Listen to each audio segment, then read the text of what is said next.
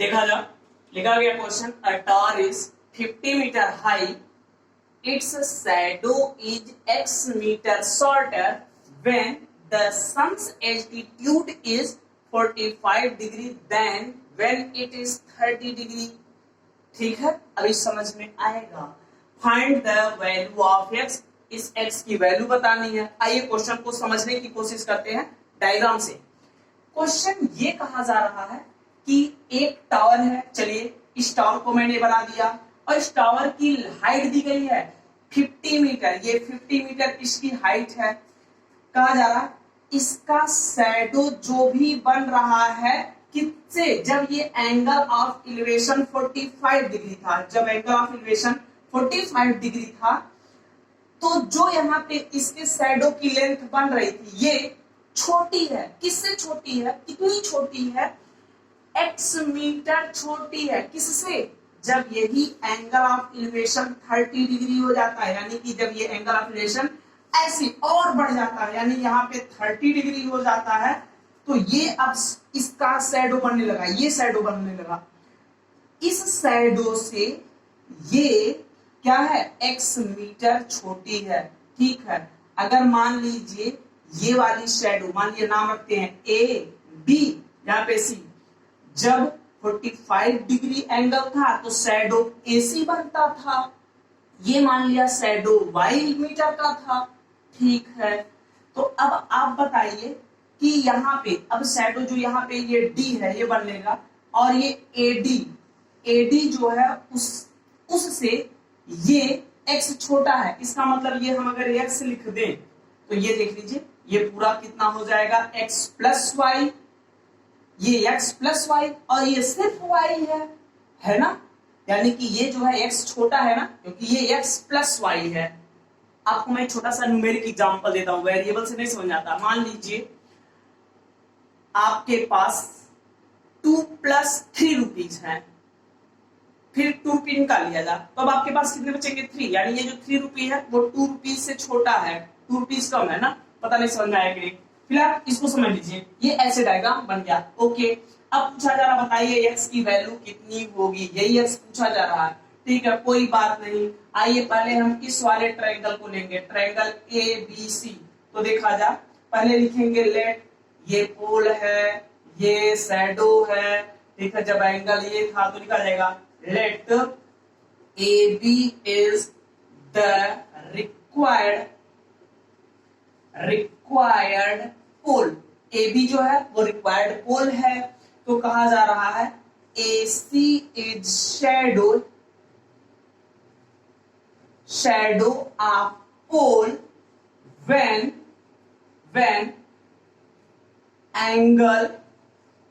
Angle of elevation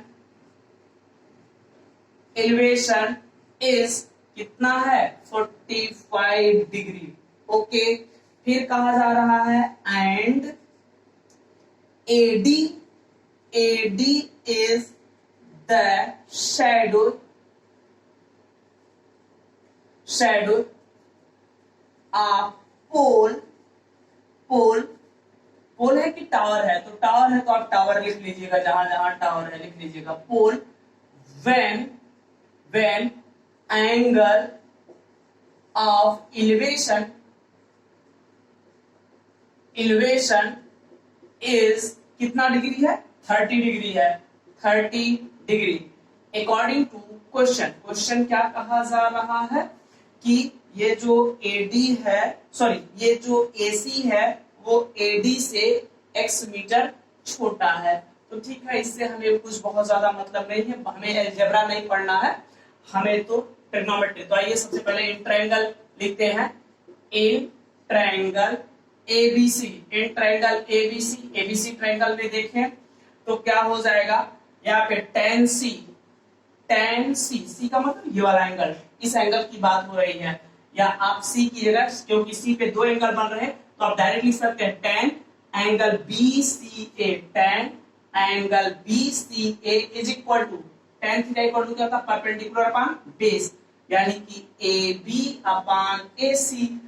ठीक है, तो आप देख लीजिए tan एंगल BCA कितना है, BCA एंगल कितना 45 डिग्री, इज इक्वल टू, ये ए बी कितना है 50 डिवाइड बाई AC मालूम नहीं है, ये y हमने लिया है, ठीक है।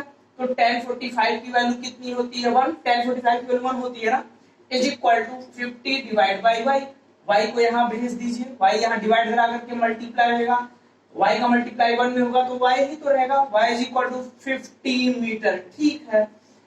ये भी 50 मीटर, ये भी 50 मीटर, ठीक है, ये तो 50 आ गया, y की वैल्यू हमने 50 अब निकाल लिया, ठीक है।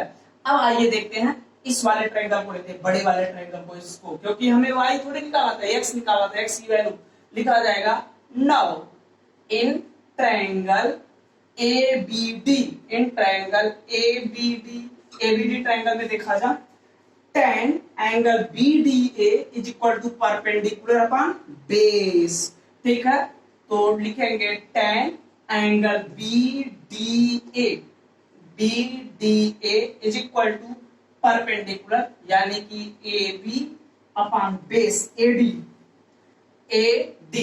अब आइए देखा जाए tan एंगल BAD कितना, BDA कितना है 30 डिग्री, तो लिखेंगे tan 30 degree is equal to AB कितना है 50 मीटर, और ये कितना AD कितना है y plus x divide by y plus x, और y की वैल्यू आप ऑलरेडी निकाल चुके हैं 50, तो यहाँ 50 प्लस x लिख सकते हैं। चलिए tan 30 की वैल्यू कितनी होती है 1 upon root three is equal to 50 divide by 50 plus x, ये हो गया ना, आ रहा 50 प्लस x। अच्छा, कुछ पागल जो है 50 को 50 से कैंसिल कर देते हैं, नहीं ये गलती मत करना बच्चों, 10th है, ठीक है। यहाँ पे आके ये छोटी छोटी गलती करेंगे तो दिक्कत हो जाएगी आपके लिए।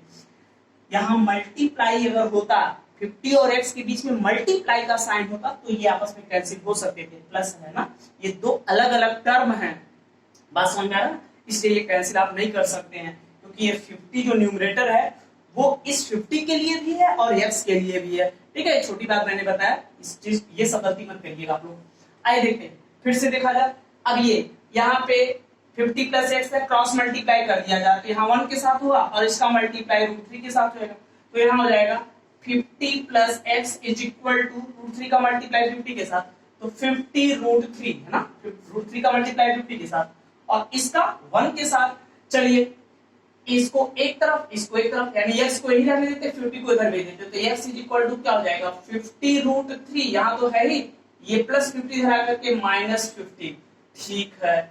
50 दोनों जगह से कॉमन ले लिया जाए, x इक्वल टू यहाँ भी 50 यहाँ भी 50, तो 50 कॉमन ले लिया जाए तो अंदर क्या बचेगा √3 -1, और मालूम है x इक्वल टू 50 इंटू √3 की वैल्यू 1.732 होती है -1।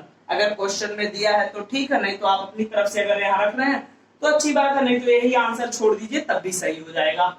आइए देखा जाए x इक्वल टू, क्योंकि क्वेश्चन में अगर √3 की वैल्यू ना दिया है तो आप सेफ हैं, आप नहीं रख के सॉल्व करेंगे तभी कोई दिक्कत नहीं, अगर दे दिया तो रख करके सॉल्व करना पड़ेगा। चलिए अब ये देख लीजिए 50 इंटू 1.732 में से 1 को माइनस करेंगे तो क्या बचेगा 0.732 बचेगा, है ना, यहाँ पे 0 लग जाएगा। अब x इक्वल टू इसका मल्टीप्लाई, ये माइनस करने सबको आता है ना, आता होगा, अब मल्टीप्लाई करिए, ये 0 मैंने यहाँ लिख दिया, मल्टीप्लाई कर रहे हैं ना, और 5 का मल्टीप्लाई 2 के साथ, 5 2 10 1 कैरी, 5 2 15 1 16 1 कैरी, 5 7 35 और 1 होता है 36। कितने डिजिट के बाद डेसिमल 1 2 3 डिजिट के बाद डेसिमल 1 2 3 डिजिट के बाद डेसिमल, यानी जो x की वैल्यू आ रही है वो 36.600 लिखने की जरूरत नहीं है मीटर, ये आपका आंसर हो जाएगा। ओके, आप देख सकते हैं, ठीक है, कैलकुलेशन एक बार चेक कर लीजिएगा सारा, ओके ठीक है।